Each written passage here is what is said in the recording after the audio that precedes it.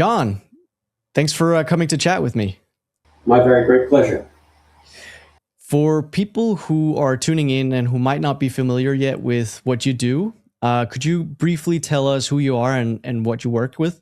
I can tell you some things. I'm not sure briefly is the right word. Okay. I am a television and film creative consultant. I travel around the world teaching and training writers of all genres, television and film, live action, animation. I've been in 40 countries on 6 continents at last count. I keep sending inquiries off to the penguins in Antarctica, but I haven't heard from them yet, so I'm not sure about that 7th continent. I'm also an author of some 30 plus books, including about a dozen books on writing, 7 novels, and weirdly 10 books on poker. Because when poker was hot, I was a poker guru for a while. And I've also written countless television and film scripts in the course of my almost 50-year career. Right. How did you get introduced to writing? That's a good question. I was just thinking about this yesterday. You know, we've just passed the 4th of July celebration here in the United States, our 250th anniversary. And I was among people my age, all of us who were like alive 50 years ago. So we found ourselves talking about, well, where were you in bicentennial in 1976? What did your life look like then? I was in college and I was an advertising manager for a car dealership because I had spun up a classroom contact into a full-time summer job. So at that point, coming into my senior year of college, I knew I wanted to be a writer, and I thought I was going to have to be something like advertising because I didn't really have any other sense of how a writer made a living. Once I graduated from college and worked in advertising for a couple of years, I knew that was definitely not my path because I didn't want to wake up at the age of 40 feeling like all I'd done with my life is make the world safe for advertising. It just didn't seem to have any authenticity to it. So I quit that job and became a singer-songwriter, kind of like that. And it took me 5 years as a singer-songwriter and performer on the New England folk circuit to realize there are 2 things I couldn't do particularly well: sing and play guitar. But I had discovered I had power over my writing now. I could sit down and write a song, and that wasn't a lot, but it was something. So when I moved to California, to Hollywood, to become a sitcom writer, it wasn't so much that I was becoming a writer at last, but changing and expanding how I used my writing skills. And throughout my life, that's been the story. Everything I've done as a writer has been built on the writing that I've done before, and broadly speaking, moving from smaller to larger. So for people in the audience who are thinking about their own careers and their career arc, I would offer a couple of things. One is, you don't have any idea how much time you have. There is just so much time to get so much done.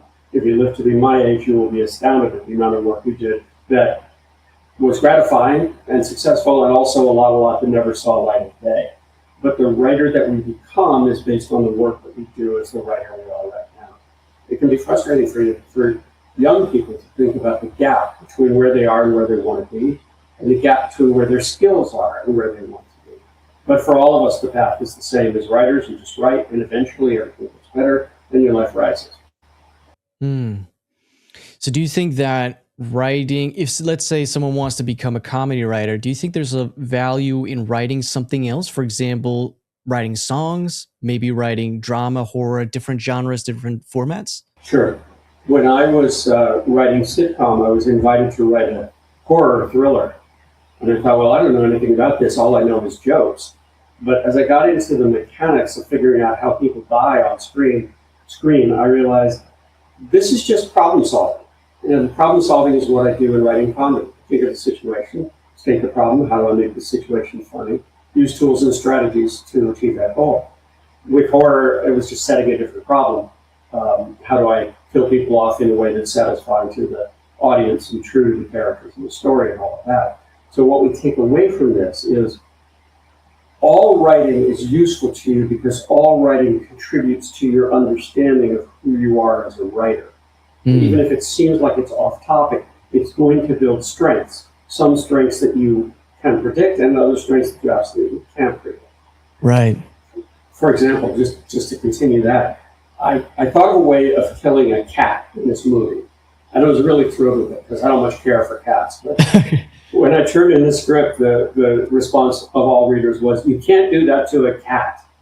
And that taught me, okay, there is such a thing as going too far. And I found Right. it. But let's look at it this way. If I go too far, you can always bring me back. But if I don't have the knack for going too far, I'm really not going to be useful to myself or anyone else. So this is another thing that you get when you explore genres. You put yourself in places where you feel uncomfortable, where you might not know what the right answer is. You might not know what too far looks like, but that's where the good stuff always takes place.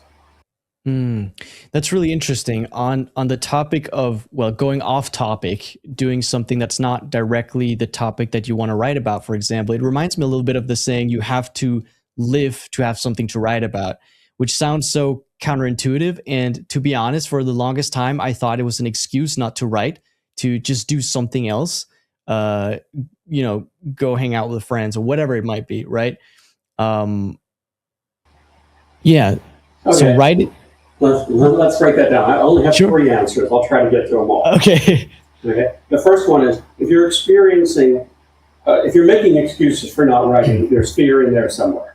So whatever the excuses are, let's address the fear. Let's modify our relationship to fear, and basically let's lower the stakes so we can function creatively and have fun, which is all we want to do as writers. So that. In terms of lived experience, I do believe that you must grow as a person in order to grow as a writer. Fortunately, we writers exist in the middle of a virtuous circle, a positive feedback loop. The more we experience ourselves living our lives, the greater self-awareness we gain. The more self-awareness we have, the more effective we become as writers. The more effective we are as writers, the easier it is for us to make connections between our lived experience and our writing experience. And the more we make these connections, the better our writing becomes and the greater our self-awareness grows. So, to become a better writer, focus on your self-awareness. To gain more self-awareness, focus on your writing. Do these two things and you'll be in this virtuous cycle that rises and rises. The third point, I knew there were three.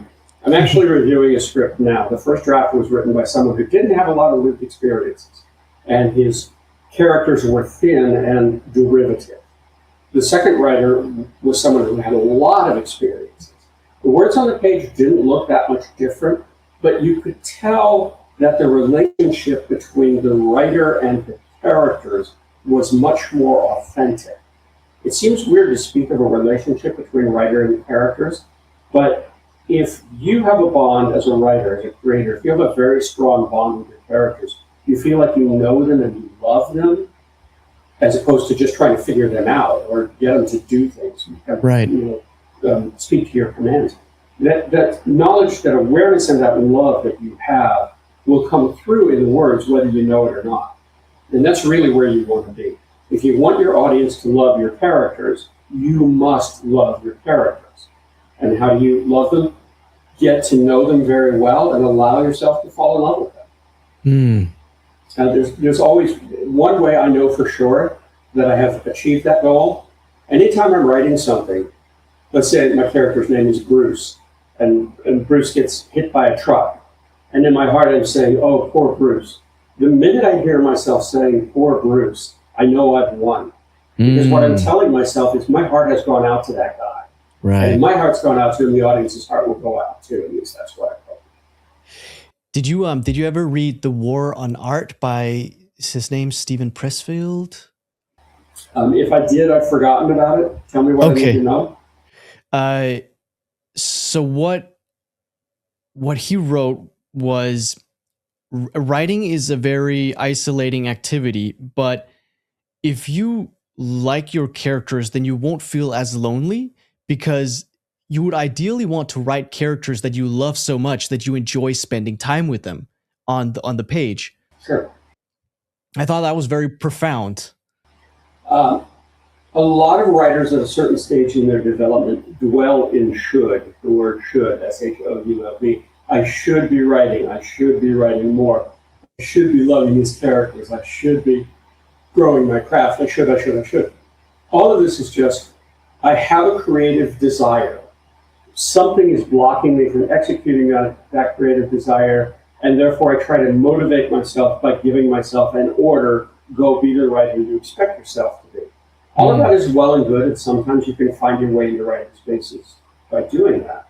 But my approach is, be in your practice of writing. Enjoy the act of sitting down and engaging with the page. And if you love writing, then you're never going to come to it in a should frame of mind, but rather in a want to or can't wait to frame of mind. Now, sorry, that sounds a little easier said than done. Be in love with yourself as a writer. Enjoy being a writer. Can't wait to be a writer. That's the state you will be in when two things are true. One, you're acting creatively, and so you're getting endorphins. You're getting neurochemically rewarded by the brain. That's when creativity starts to be fun. It's what we know as the creative high, and everybody who's ever done anything in comedy or creativity, painting, art, etc., knows the creative high. But the creative high can only flourish in the absence of fear. And so we come back once again to the question of, what am I afraid of here? I am afraid of a bad outcome. I'm afraid that if I sit down and write today, it's going to be a disaster. And at the end of the day, I'm going to say, you're not a good writer, therefore you're not a good person, therefore you're a bad writer and you're a bad person. These are all expectations that we carry, and they contribute to a rising level of fear of creative practice, fear of bad outcomes. If we simply say to ourselves, in the form of an acronym, DFBO, don't fear bad outcomes, then we can just sit down at the page or sit down at the drawing board and let exploration take over and let creativity take over, and then the endorphins will kick in and fear will never be a problem. It's just getting into the space that's harder than being in the space. So rather than order yourself into it, I would say invite yourself into it by doing what you can to lower your expectations, because if you lower your expectations, you will always lower your fear. I think what you just talked about was one of the first videos I saw of you on Film Courage on YouTube. Was this aspect of fear and lowering expectations. I remember when in 2024, when that was my first year of writing, I watched your interviews on Film Courage. I bought The Little Book of Sitcom, one of your books, and I remember at the end of the book, you wrote something along the lines of, if you ever struggle with something, reach out to me as long as it only takes 5 minutes, or something along those lines. And I was a little bit annoying and audacious, and I remember I reached out to you and asked for a 30-minute chat with you over Zoom, and you were gracious enough to do that, and we chatted about how to make funny characters.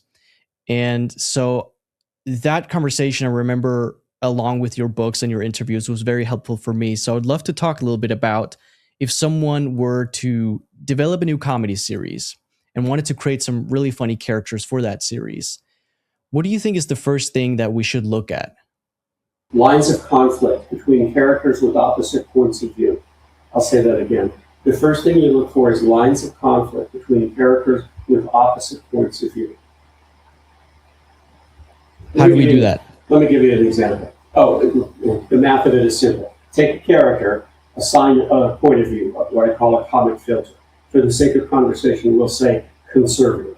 We have a character whose worldview is conservative. Everything should stay the way it is. Now we take that character and create a character who is designed to give that character the worst possible time. In this case, someone with the opposite worldview, opposite comic filter, in this case, liberal. Now suddenly we have a strong line of conflict between a conservative point of view and a liberal point of view. And we understand that the war between conservative and liberal is fought on a lot of battlefronts. It's fought on the battlefront of politics, of immigration, of personal habits, sex, drugs, alcohol. There are a lot of things that conservative versus liberal can fight about. Now all we have to do is find a way to put them together in the same place at the same time and make it our goal to make them fight with each other. And that's the simplest way to generate comic conflict, because these characters must necessarily fight with each other. If they're strong comic characters, they want to change each other's mind more than anything else in the world. So if you put them in a situation where they're kind of locked together, then that battle can happen over and over and over again. Let's say we're doing this as serial animation. We want to make a cartoon that feels like a sitcom. A lot of people do that. It's quite a good way to go because you get all of the laughs of a sitcom without all of the production asks. So let's say we have a cartoon that features a single father and a teenage girl. We know his point of view is going to be conservative, fatherly, play it safe. We can also imagine that he's got a little girl he doesn't want to see grow up. And then we can just assign the opposite value to the girl. She wants to be reckless, she wants to take chances, she wants to grow up. And now no matter what the topic is, they're going to fight about it. Whether it's can she go on a date or go to a rock concert outside of town or learn to drive, or even whether he can start dating again. They're going to have something to fight about because they each have a very strong point of view and they have a very strong need to convince the other person, I'm right, you're wrong. In comedy, it's always about I'm right, you're wrong. So lines of conflict and opposite worldviews. What else do we have? Exaggeration. Normal people in the normal world have normal ways of looking at things. Comic characters always have exaggerated points of view. The example I like to give in classes, if you or I were crossing the street with our normal perspective, we're going to wait for the light to change, we're going to look both ways, we're going to get across the street safely. But if you have someone who is an innocent person and then an exaggerated innocent person, that person can literally never cross the street because if they are sufficiently innocent, they're innocent of traffic rules. They don't know where they are or what they're doing there. Right. So let's say that there's an inverse relationship between comedy and reality. The further you move away from reality by exaggeration, the further you move toward comedy.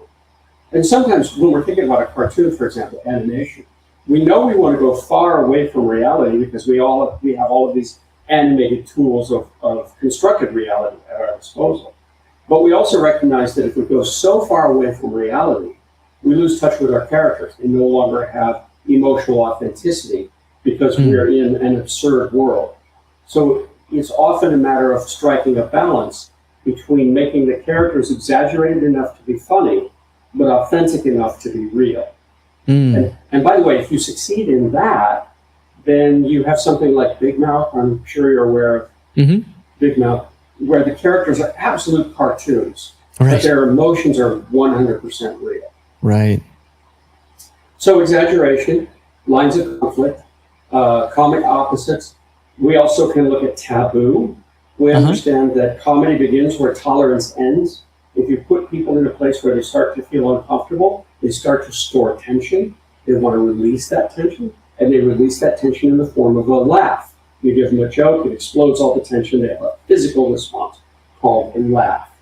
So if you want to increase the comedy, you just increase the tension. And one way you can do that is by talking about things that people aren't supposed to talk about. This is another exercise I do for my own information more than anything else. Whenever I'm teaching overseas, I always ask students in the room, what is taboo in your culture? Because not only do I learn about what's taboo, I also learn where there are targets for comedy. I can think of a time. Patrick, where are you from? Where are you living in this Denmark? world? You're in Denmark.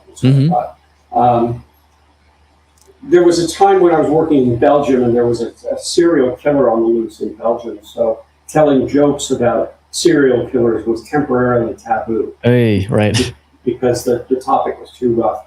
What's taboo in Denmark? Can we make fun of the king and queen? Yeah, we can. Can we go too far in that? There's a lot of really good cartoons on that. I think we have a rule called Hindelon, which means that it's. Do you know about it?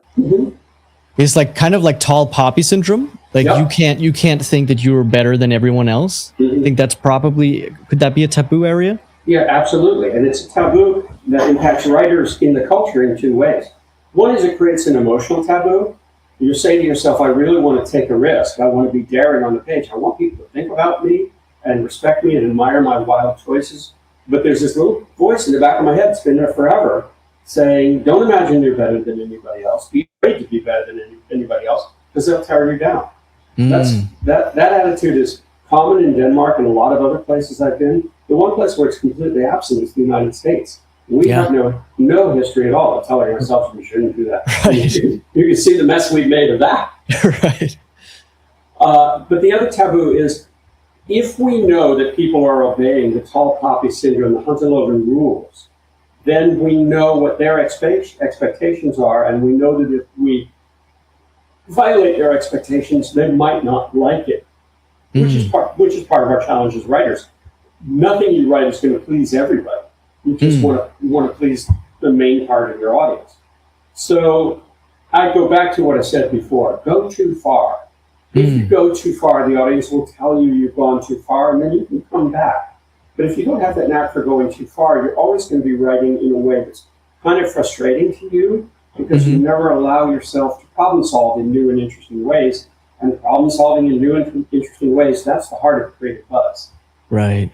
If you're getting any value from this conversation with John Vorhaus, come along on the journey and subscribe to the channel. You know, I make content where I document my journey, share everything I learned along the way. I promise I'll be the one burning all the money on courses and books and spending all the time trying to learn as much as I possibly can, and then pass it on to you for free in this content. If that sounds like a fair deal, hit the subscribe button. All right. Thank you. So we have lines of conflict, comic opposites, exaggeration, and taboo. I've heard you talk about pain and truth as well. Sure. When we look at a comic moment and we ask ourselves, what is funny about this moment? It's useful to remember that, to quote myself, comedy is truth and pain. If we look at a common human situation, we can identify the underlying truth and the underlying pain of that situation. Here's an example. It's typical for married couples at a certain point in their life not to have as much sex as they used to. Can you imagine such a thing, Patrick? I'm sure it's not part I hope not. It's not part of your lived experience. So the truth is, we're older now, we've gotten to know each other, we don't have quite as much sex as we used to, and the pain is, there's nothing we can do about it now. The time has gone forever. Now here's a one-liner. Guy says to his buddy, you know, I haven't had sex in a year. And his buddy says, oh, are you celibate? He says, no, married. And the punchline, married, points to and exposes the underlying truth and pain. Married couples don't have as much sex as they want. Right. It's an exaggeration, perhaps, to say that he hasn't had sex in a year. And so the exaggeration helps support the joke. But the underlying truth and pain is revealed. Now, you can apply that principle to any situation you can think of. I'm stuck in traffic. What's my truth and pain? I need to get somewhere, that's the truth, and I can't get somewhere, that's the pain. If you put that character in an Uber, let's say, desperate to get across town for a job interview, and the Uber driver is his comic opposite, I'm in a hurry, but the driver's not in a hurry at all, then suddenly we have a situation where the truth and pain are driving the situation.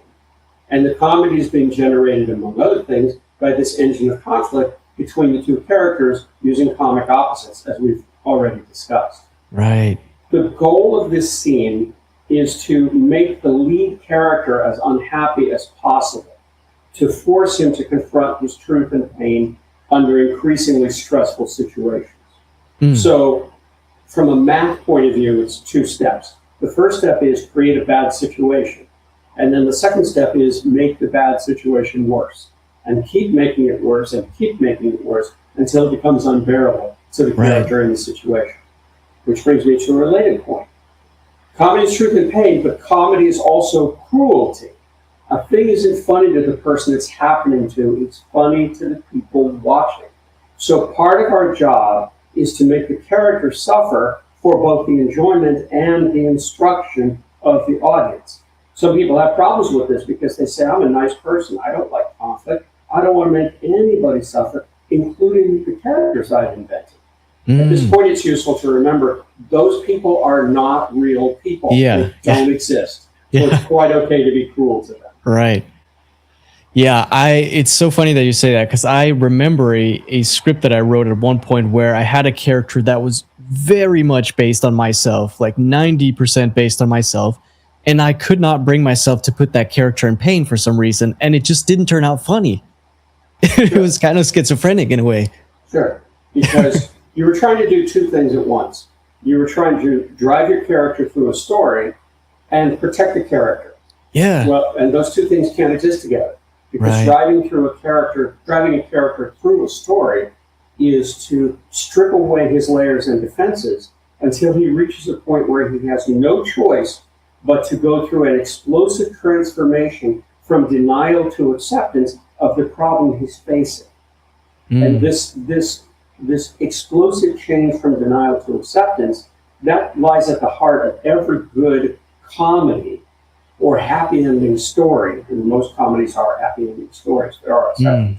But the reason it's a happy ending is that the character has learned something he needed to learn and allowed himself to be transformed. Now, here's another one-liner for your notebook. The truth is revealed under pressure. Axiomatically, or by corollary, if you don't put your character under pressure, your character will never arrive at a new truth. I haven't seen it yet, but the new Matt Damon movie Odyssey is coming out in a couple of weeks. I haven't seen it. Yeah, I haven't seen it. Well, it isn't out yet. But this is the story. This is the story of a guy who goes on Odysseus, right? Goes a long journey to try to get home. And if he never set out on the journey, he would never experience all the challenges of the journey. And if he never experienced the challenges, he wouldn't undergo the growth and transformation that those challenges presented to him. You know, does he want to be tormented? Does he want to be battled? Does he want to be assaulted by monsters? Of course not. All he wants to do is get home. If he can get home without being changed, that looks like a win to him. But it's not a story, because a story isn't a journey. A story is a journey with change. If it's just a journey, it's not a story. No pain, no gain. No pain, no gain. Yeah. Literally, no pain, no gain. Now, bringing it back to you and that script you were writing that you were struggling with, you couldn't face the pain of being true to yourself yet, which is very, very common for writers at a certain stage in their development, myself included. We don't like to self-confront. There is pain there, but the story riches that we seek lie beyond the pain. So for our characters and stories, it is true, no pain, no gain. But for us as writers, it is also true, no pain, no gain. Those are great tools for the toolbox. I'm curious if there's anything, so you've taught for many, many years. Is there anything that you used to believe about writing or about comedy that you no longer believe, maybe that you've changed your mind about? I mean, the big thing was recognizing that comedy is cruelty. Because when it started out with the comic toolbox, it's comedy is truth and pain. And I had kind of a hands-off approach. I felt like you could do the whole thing mechanically, and you can to a certain extent. But I hadn't really thought about the commitment that the comic creator needs to make to really disrupting the world, to using comedy as a weapon, let's say, and using it as a weapon without thinking you're being a bad person. So that idea didn't really find its way into final form until my latest book, The Comedy Writer's Companion, which reflects not only a lot of what I knew earlier on, but a lot of what I've learned in the last 5 or 10 years is in that book. And another thing that I've learned, I kind of mentioned this earlier, but I really want to stress it. Man, I'm 70 years old, and I sit on a giant, trove of creative success, and an even bigger trove of creative failure. Like, I've got 1% creative success and 99% creative failure, and that's pretty much the math of the thing. You write much more than you ever use. But I am also a writer fully in control of his powers, which took me a long time to get to. So for people who are young in the game and feel the gap, again, between where you are and where you want to be, it's all words on the page, man. Be in the practice of writing. Don't worry about whether it's good writing or bad writing. Just be generating words on the page. Everything else will take care of itself, and it will deliver miraculous results over the sweep of time. Only way you can lose as a writer is by not writing. I want to say that again. The only way you can lose as a writer is by not writing, because then you're not fulfilling your purpose and you never feel good about yourself. I really, really love that. Do you know who Alex Hormozy is? No. He's he's not he is a writer actually, but he writes business books. He's an entrepreneur, and he has 2 quotes that relates to what you just said that I really love. One of them is "Volume negates luck," and the other one is "Do so much volume that it would be unreasonable for you not to succeed." And it sounds like what you're saying, right? You have to go through so much muck first, and then eventually you dig, and then you get to the diamond. But you have to dig through all that worthless dirt in order to find the treasure eventually. Here's something that I developed that helps with that a lot. I call it the rule of 9. The rule of 9 says that for every 10 jokes I try, 9 won't work. For every ideas I come up with, 9 won't. For every 10 ideas I come up with, 9 won't work. And when you first look at that, it seems like really bad news, like you're looking at a failure rate of 90%. But what's the alternative? If you only have one idea, how much of your ego do you have to invest in that idea? Obviously 100%, because you've got no other ideas to invest your ego in. But if you have 10 ideas, you can spread your ego investment across all 10 of them, which makes you suffer a lot less. It creates the expectation, I'm going to do a lot of stuff that's just not going to work, and that's the way it should be. That relieves the pressure of getting it right on the page.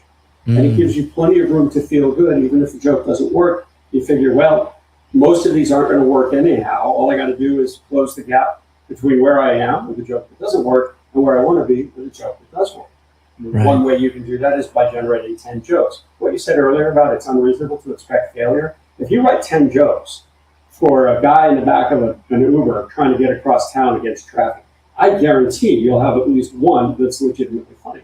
Probably a lot more than that, because you just open your mind up to the situation and let yourself play in the field of your imagination. Right. Isn't it so interesting that the reason that most people quit this is not because of the writing itself, but it's all the psychological battles? Sure. And that's kind of the difference. Let me see if I can contextualize this. I've written a book on stand-up comedy, although I myself am not stand-up comic. I've been on stage enough to know what the experience is like, but I don't have a burning passion for it. I don't have to be on stage.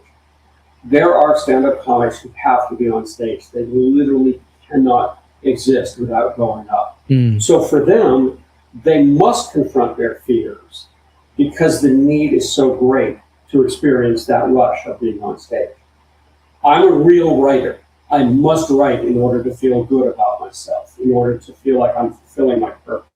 So I'm driven to the page in a way that I'm not driven to the stage, but driven just the same. I can't not write, therefore I have to confront whatever I confront as a writer in order to try to do more writing, which basically means get better at the practice of writing, the act of sitting down and putting words on the page.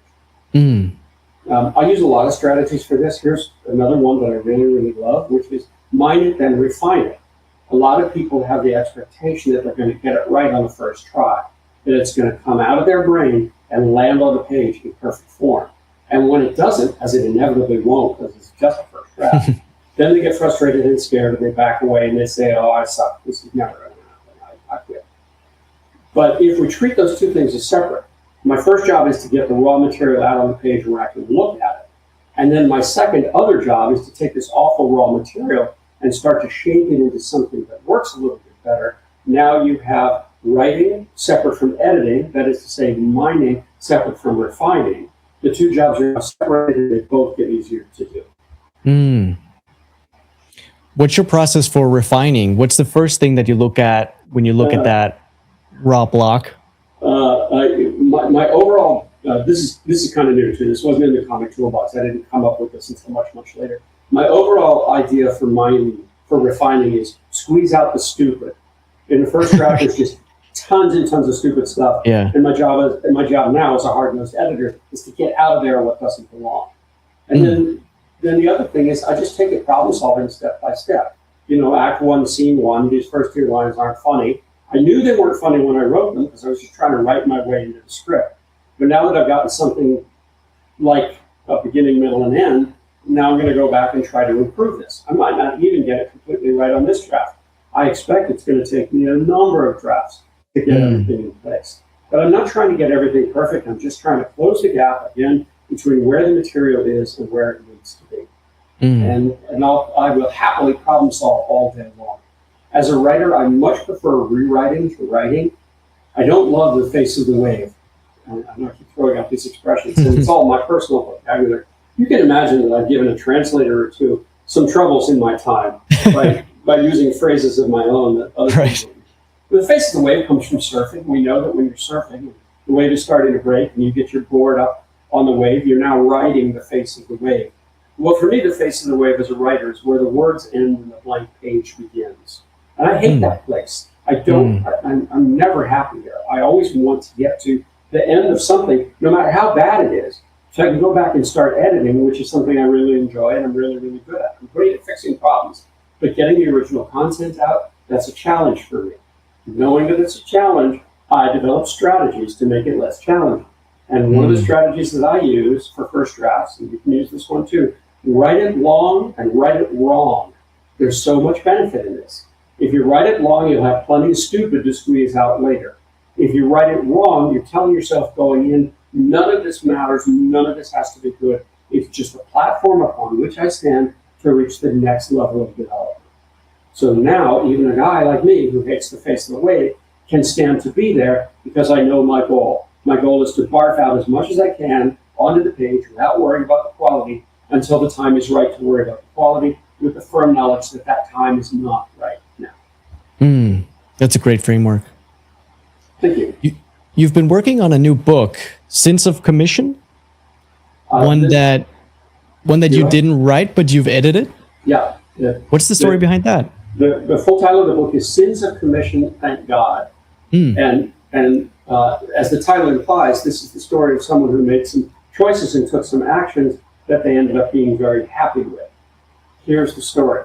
100 years ago, a single young woman, American woman, went to sea. She was determined to sail the world on sailing ships, tramp steamers, and freighters.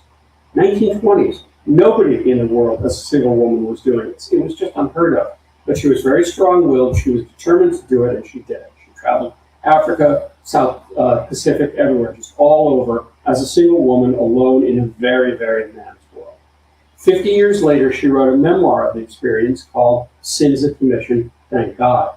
Now, we all know that writers sometimes write things that don't really get the attention they deserve, and certainly this was the case with this memoir. To this day, in this day, as far as I know, only 3 copies of the book, as originally printed in the 1980s, actually exist.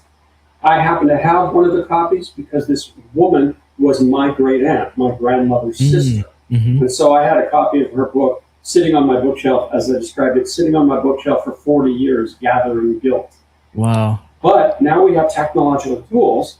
I took it down to my local copy shop. I said, scan this, digitize it, and give me a working document. Then I took her work, 120,000 words, squeezed out a little bit of the stupid, and now I've reprinted it, I've reformatted it, I've done the cover art, because I love doing all of this myself, and I'm re-releasing it as a new book. The way I see it is, I found a message in a bottle floating on the sea of time. And when I found that bottle and took it in, I asked myself, what shall I do with this bottle? And I realized that if I didn't repackage it and send it back out floating on the sea of time, it would be gone forever. Its future lay in my hands. If I didn't resurrect it, no one would. Right. And so this was more than a hobby, and certainly more than a money-making scheme, I'll tell you that, but more like a sense of mission or custodianship. I had this thing and it deserved a life, and it was up to me to decide to give it a life. Yeah. Part of my thinking was, if I'm editing somebody who's not me, I'm going to learn a lot about how to make editing choices that I don't know when I'm editing my own stuff. Because when I'm editing my own stuff, I make choices that please me. But what choices should I make to respect the work of an author who's been dead since 1989, whose world is completely different from my world, and whose points of view and grammar and punctuation don't agree with mine? Did you said it was your grand aunt? My great aunt. Great aunt. My mother's aunt or my grandmother's sister, yes. Okay, gotcha. Did you ever get to speak to her? I actually did, as a matter of fact. I met her in the early 1980s. When I was a young writer, I thought, hey, maybe I'll write about this woman. It's one of the reasons I feel guilty after all these years is I made cassettes of our conversations and then never even played them back. Right. But I also encouraged her to write her memoir, which she did. And so I have a genesis in this book from 40, 50 years ago. I was present then. I never saw her but the once. I saw her in 1980-something, early 1980s, and then she passed away in 1989, and I never saw her again, but I did see her. And so when I write from her, I know who she is. Right. Oh, wow. And is the book out yet? It will be out. I think the launch date is November 1st. Stay tuned. Okay. Yeah. Cool. I'm trying to wait. It's basically ready to go, but I want to wait and release it close to the holiday season so people can buy holiday copies. Mm-hmm. So where will people be able to find it, and where will people be able to find your other books? On Amazon and on my website. Amazon is easy. I got there first, so my Amazon author page is Amazon/author/JV. I got more results. Can you believe that? Wow. And then my website is just johnvorhaus.com. All of my books are available in print and ebook, and many of them are available in audio or author-narrated audio. And some of those are pretty special. People seem to like those versions a lot as well. Amazing. I have read 3 of your books so far: The Little Book of Sitcom, The Comic Toolbox, and what was the latest one? The Comedy Writer's Companion. Yes. And I loved all of them, and I highly recommend them. And I'm going to pick up more of your books for sure. If I could put one of my books in front of readers' eyes, I think at this point it might be The Book of Practice, How to Do Better What You Want to Do Well. And the reason I say this is a lot of the stuff that we've talked about today that has to do with the inner game of writing. How do I think about myself as a creator, as someone who's in practice of something? That book will have a lot to say that will help you feel more comfortable with your writing practice, especially if you're just starting out. When I was young and starting out, after I quit my job in advertising and started being creative, whatever that meant, I really wished there were guidebooks that I could have a plan to follow. But those books didn't exist in a direct sense. This book is kind of a book that I wrote to my former self, or a book I wished had been around when I was a young creative striver. So that's who it's for. I think people who read it will get a lot out of it. Cool. Well, that is added to my list. And thank you so much, John, again, for taking the time to talk to me. My great pleasure, Patrick. Right on. Go sports team. Yeah. If you enjoyed this conversation with John Vorhaus, where we talked about, among other things, how to make funny characters, I made a video talking about how I write jokes. And you can watch that right here.